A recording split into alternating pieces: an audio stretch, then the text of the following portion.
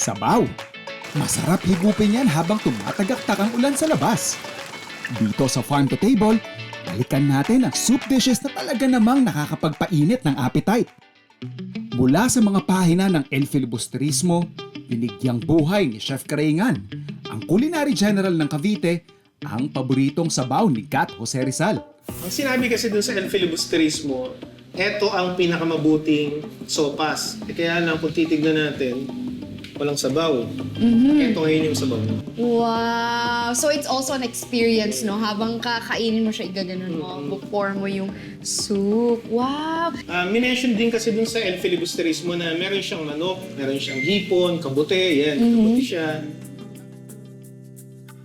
Alam mo yung pag may lagdat ka, Yes, so yun. ito yung kakainin mo. Kasi minention din ni Rizal na pinakamabuting sopas. Meaning, ano siya, maganda sa katawan natin siya. Yes. Tikman din natin ang kakaibang tinolang Ilocano. At gaya ng tipikal na proseso sa paggawa ng tinola, gumamit ako ng sibuyas, bawang at luya. Matapos isang kutsa ang karne ng manok, ihahalo na natin ang panimplang magpapa-Ilocano sa tinola, ang bagoong isda.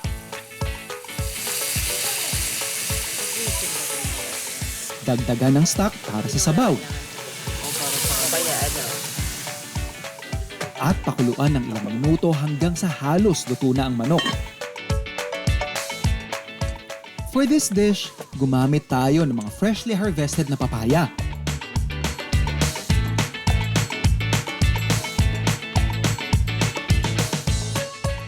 So antayin lang natin lumambot yung karne at saka yung ating papaya. When the time is served.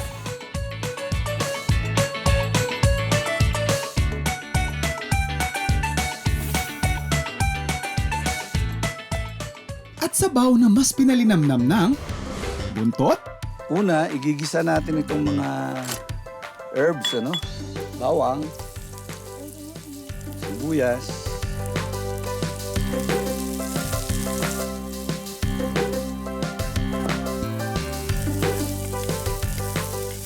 and then tatabi na natin siya.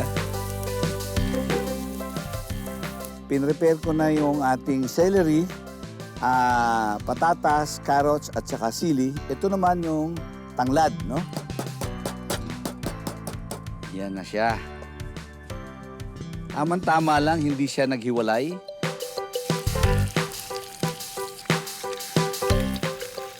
And then itong clear soup,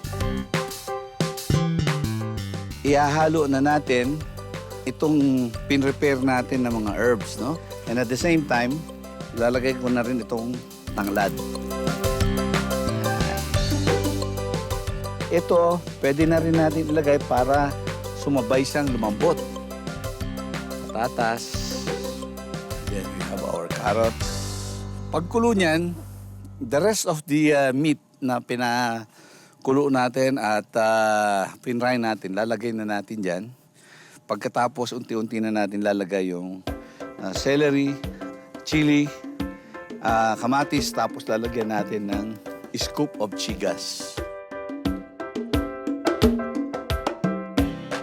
So ito yung lemon na pampalasa niya.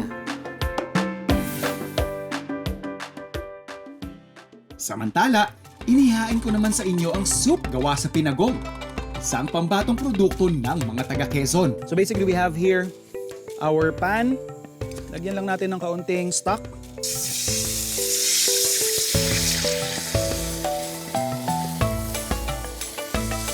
Saka natin ilalagay yung ating meat.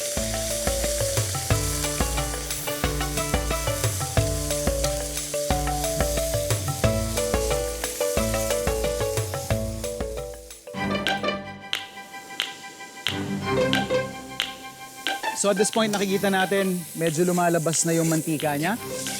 Perfect time para ilagay na natin yung ating bawang.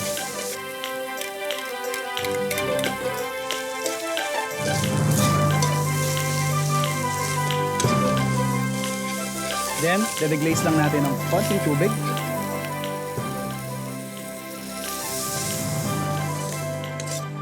Pira-pirasohin ang pinagong habang hinahalo sa sabaw.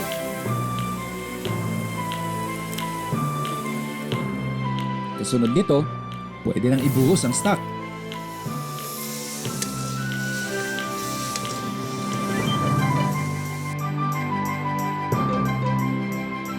less than 15 minutes, meron na tayong masarap na sabaw.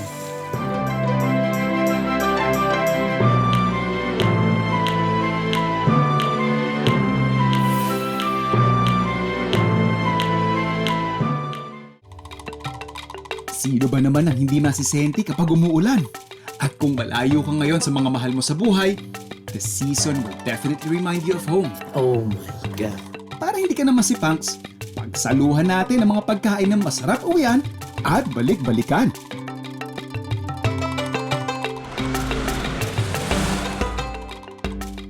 Sa Bulacan kung saan lumaki si Sparkle Teen Aidan Veneracion, isang recipe ang labis na nagpapaalala sa kanyang kabataan.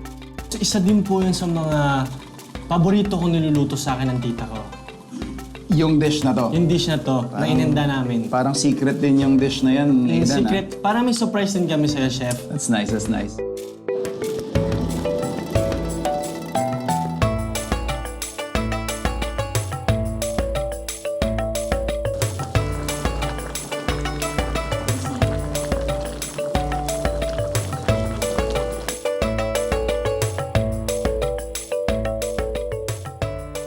Watermelon stew. Thank you, chef.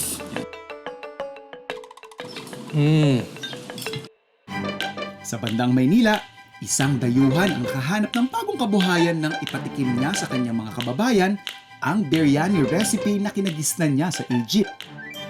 Egyptian biryani, rajib basmati rice 100%. All the ingredients from Arab country. The quality number one. I cook in my biryani by my own way. I make 100 order for the poor people in the room. This free. It's perfect because it's giving the taste and clean and everything so that it's masarap. Kung ako naman ang tatanungin, etag ang madalas kong binibili at niluluto sa tuwing magagawi ako sa Barlig.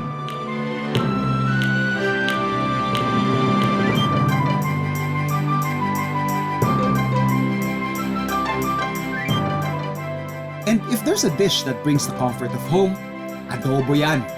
Sa bahay ni Rocco Nasino, ipinakita ko sa kanya na ang adobo may isasarap pa kapag hinaluan mo ng gulay.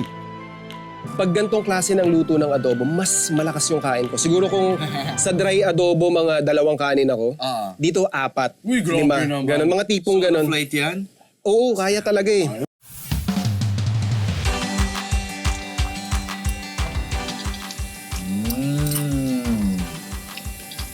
So it's I mean tinge of everything. Yeah.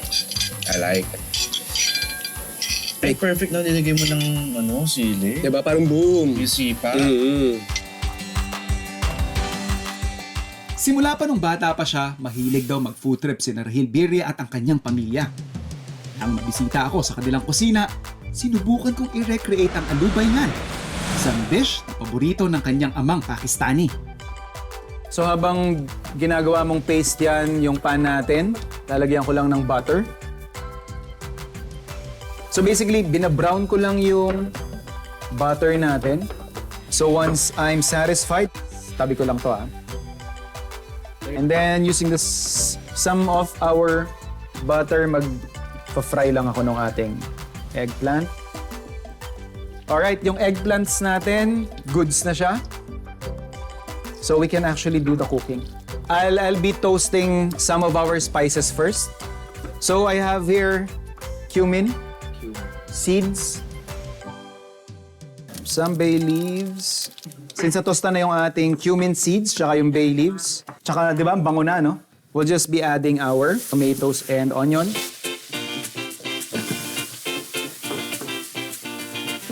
My God! Bango! Diba? So lalagay lang natin yung ating ginger, garlic, and chili paste.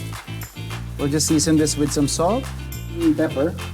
Yan. So once we have yung ganyang aroma, actually mas magiging intense pa yan eh. Wow.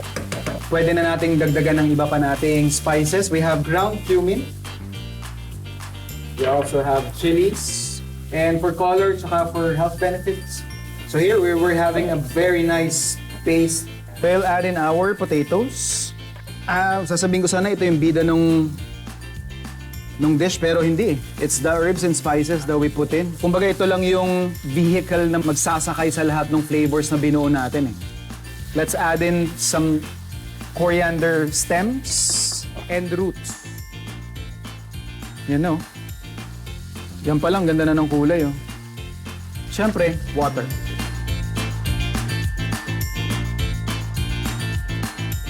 And more salt, of course. We'll just simmer this hanggang maluto yung patatas.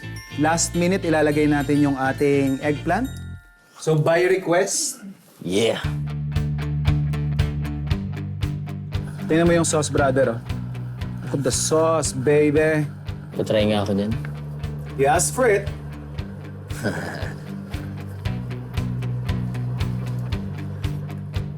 Oh my God. Oo nga, no? Biglang ano eh. Sobrang ano niya, flavorful. Lagay natin yung eggplant. Masarap. Pasado naman. Pwede na po. oo. Okay. Maahang, ma. Tama lang. Ba't ako naahangan ako? So, mas sanay pa pala siya sa akin. Mali ka nang gusto i-prank, Brad.